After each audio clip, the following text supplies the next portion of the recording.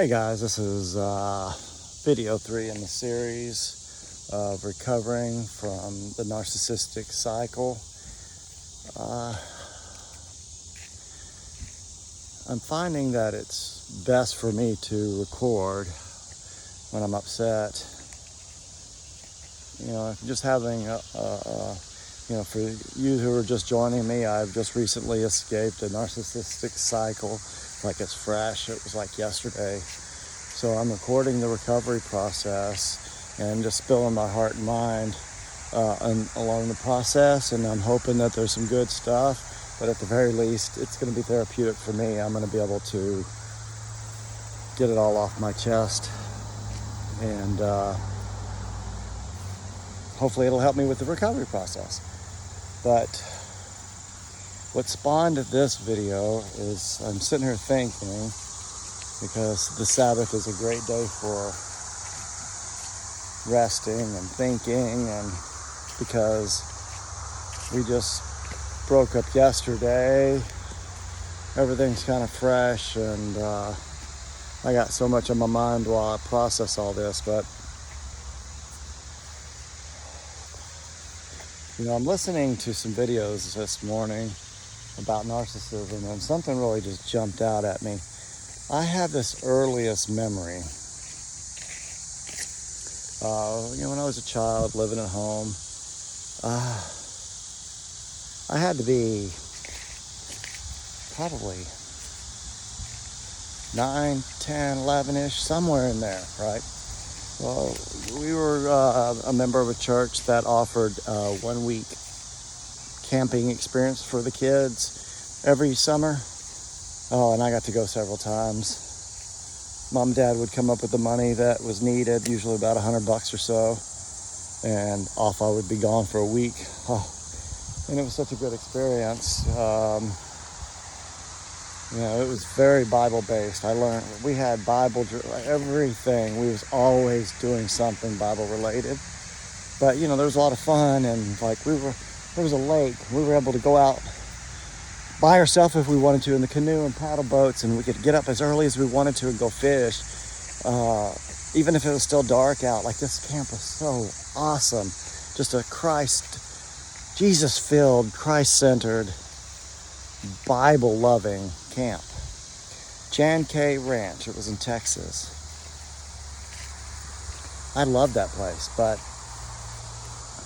there was one particular year that stands out, because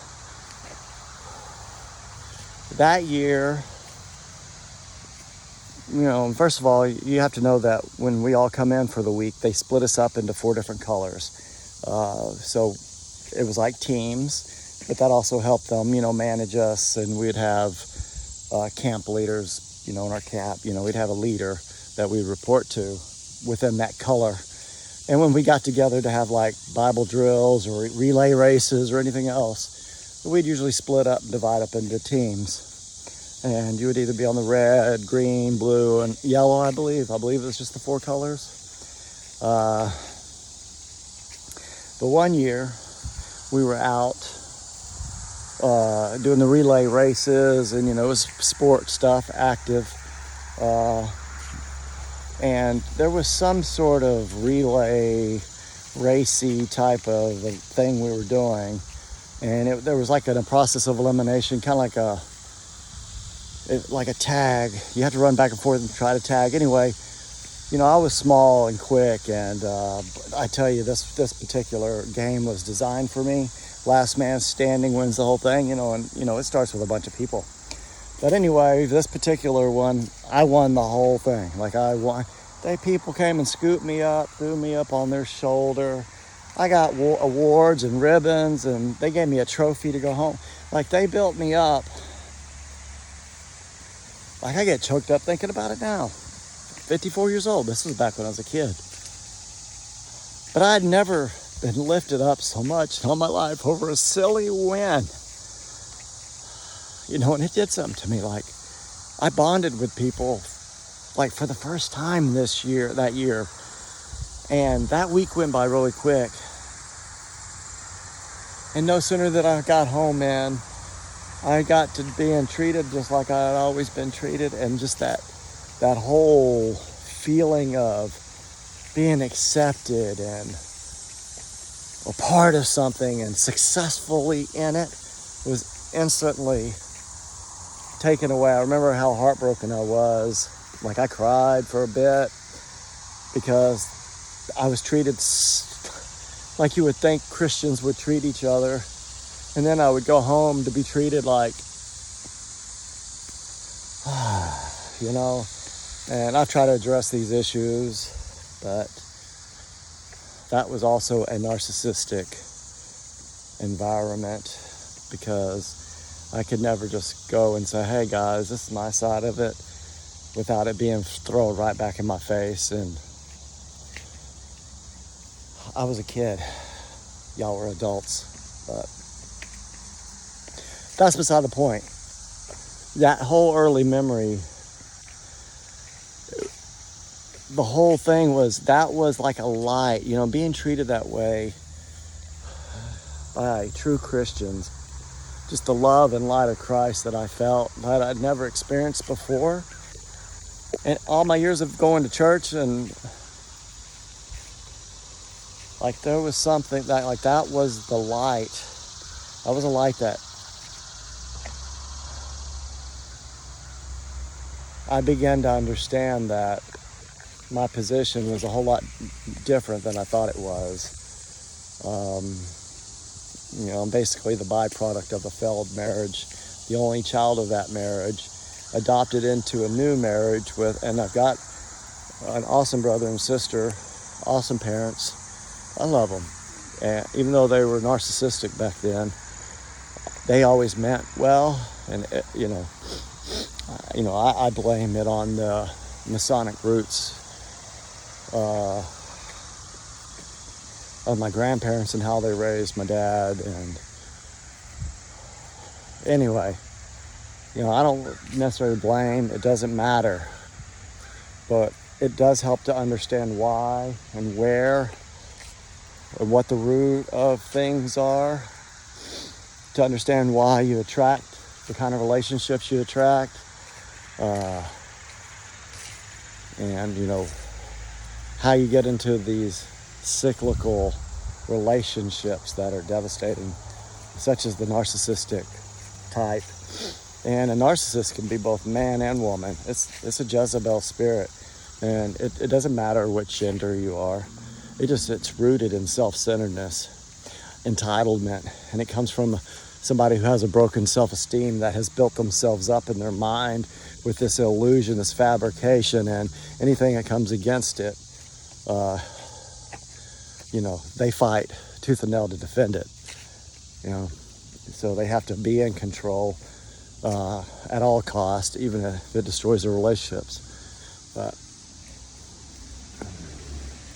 I was that way. Covert narcissist. And then when I met up with this family who's run by a malignant and coverts and flying monkeys, I mean, the whole gamut is there. You know, I felt like, you know, kindred spirits at first. That was because my devils were partying with their devils. Until I realized it was devils, because, you know, at that time I was asking for God to reveal to me oppressive and dark spirits, and these are some that He showed me. And their narcissism is stronger than mine. Like, I was outnumbered and I was in their territory, so their demons won out over mine. Thankfully, you know, it's actually a good thing, because it caused me to submit and then start questioning, wait a minute, something's not right here. And it made me take a good look at myself first and start dealing with myself. And in the process of dealing with myself, my eyes were open to this whole pattern that I've been going through, cycle after cycle after cycle, even knowing that I was in the cycle, but not knowing how to even approach the cycle to break it. See, now I know what the cycle is. Now I know what to be aware of, and I know tactics and how to deal with them. And I'm hoping that the series of videos, all that information will come out just to add to what's already out there. But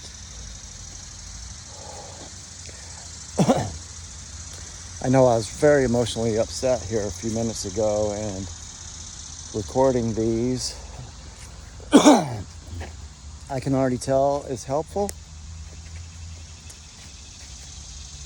I'm at a park and I've been out of shape for 6 years, sitting around a lot, studying at a desk. I mean, I'm in shape, but I'm not. Like, I haven't been walking as much as I should.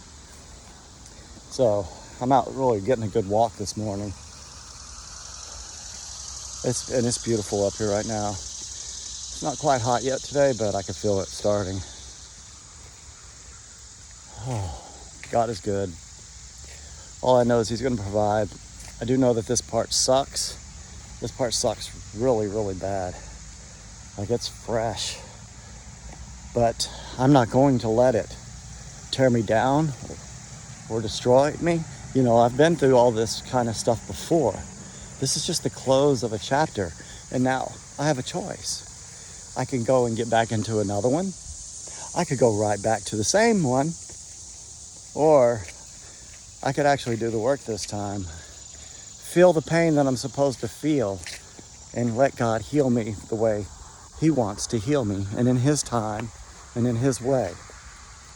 And that's where we have problems, because, at least for me, I want to take the matters into my own hands, and I want to do it my way, because there's that narcissism wanting to be in control.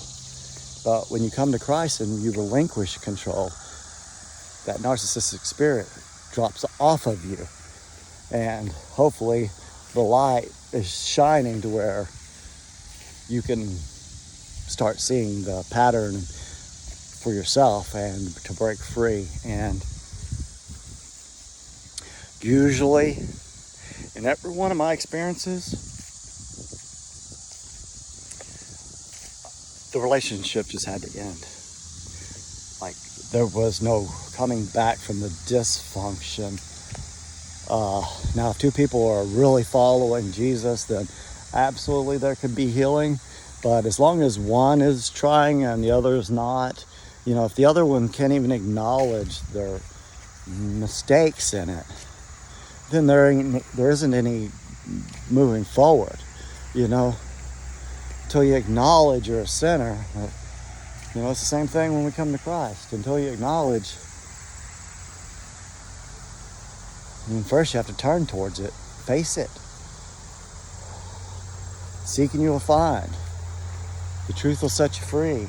Knock on the door will be open. If anybody lacks wisdom, let them ask. God gives it liberally. The Holy Spirit's called the Comforter for a reason. So that's where, this is like, for me, this is day one, and this is where the battle's real. There's spiritual warfare going on right now. Like, my heart is, churning, my feelings, my emotions, my mind, the what ifs and the blame and the guilt. And, the Bible tells me as a husband, whether we did it right at the beginning or not, we call each other husband and wife. So the Bible tells me as a husband that I'm to remain, and I did. It says remain as long as they're willing to live with you. But, her and I have gotten into arguments and fights or whatever, and, she's told me to leave, and I've said that I'm going to leave, all that immature stuff, but in this particular situation, her dad told me to leave, and he is the authority. Like, he has legal, spiritual, physical, he has legal authority of that house, because we are staying there to help them out. And he's the one that told me to leave. So, and either she was going to come with me, or she was going to stay there. And she made her choice. She hates Jesus.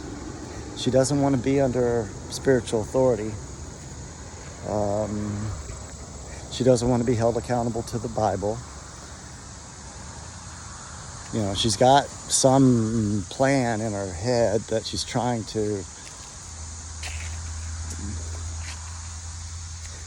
use witchcraft to make it happen. I mean, like, she literally just started doing, like, invoking, like, doing these, like, witchcraft spells, for lack of better words. Incantations. Like, she's getting all into this Kabbalah stuff, and like I warned her, I told her, but she's so defiant and just so dug in, and just not a love for the truth, even though she says. And this is another thing I've noticed about narcissists too.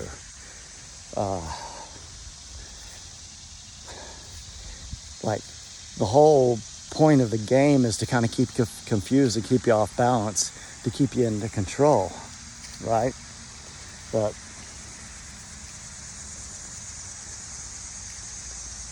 I forgot what I was going to say. Man, I forgot what I was going to say. I hate when that happens. Anyway, it'll come back to me in a second.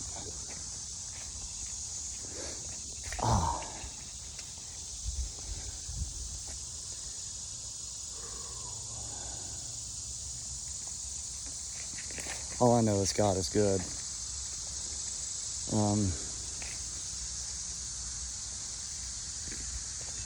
Oh Lord, help bring it back to my memory if you want me to speak it into this video.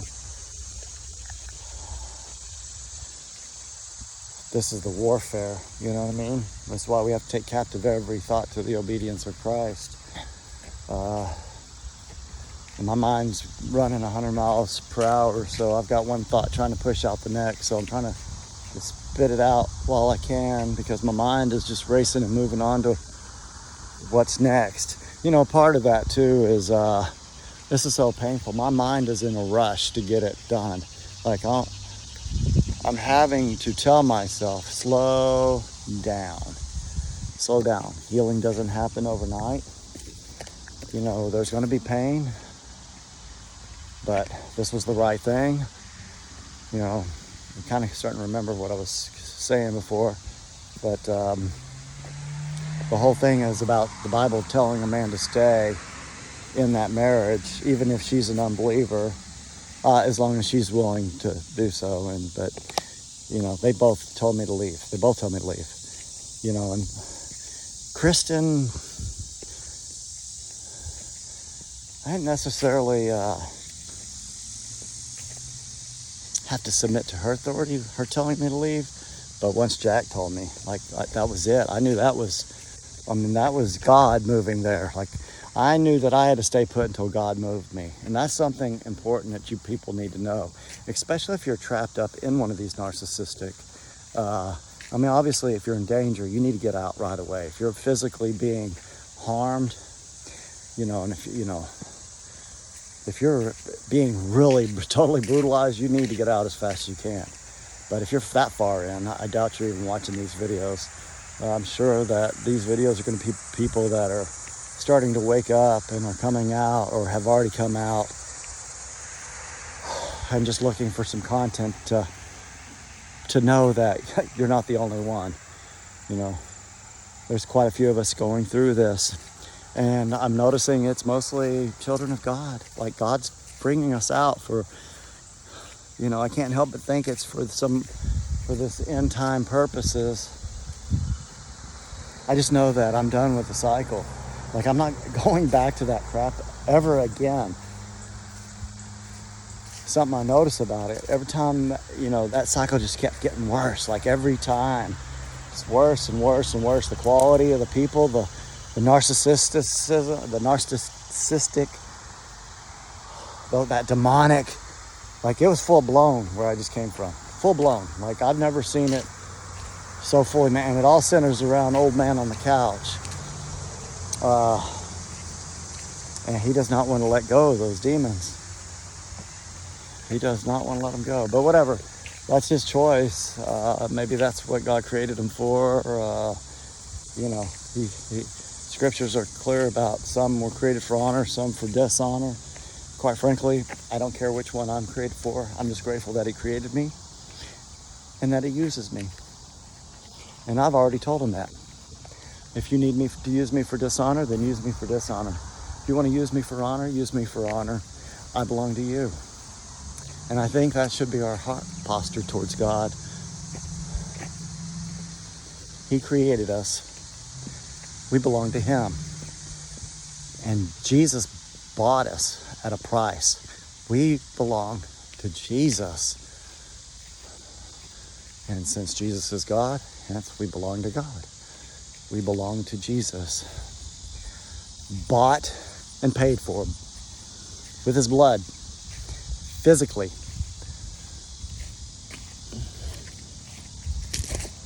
Like it happened. Like it's not metaphoric. It's not an analogy. It actually happened. God actually physically created the heavens and the earth. He created this world that we see, even though it is in a fallen state right now. But he created it physically. He didn't create it metaphorically. He didn't create it like...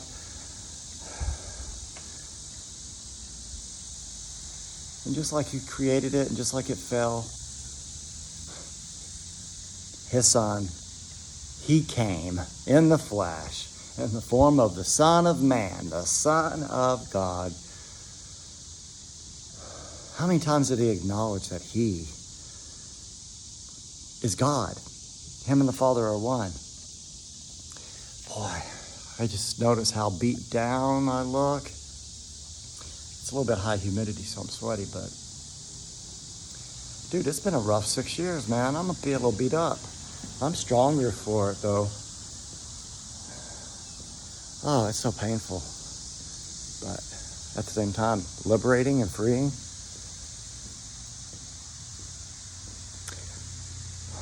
All right, I guess that's about it for this one. I'm starting to jibber jabber. I'm gonna go find some water to drink. Anyway, if you've watched this far, I hope this video finds you well in the Lord. And if you're going through any of this type of stuff, just call it to Jesus. He's going to help you with it. You can feel free to leave a comment if you want. I don't know what good I am, but Jesus is your best hope.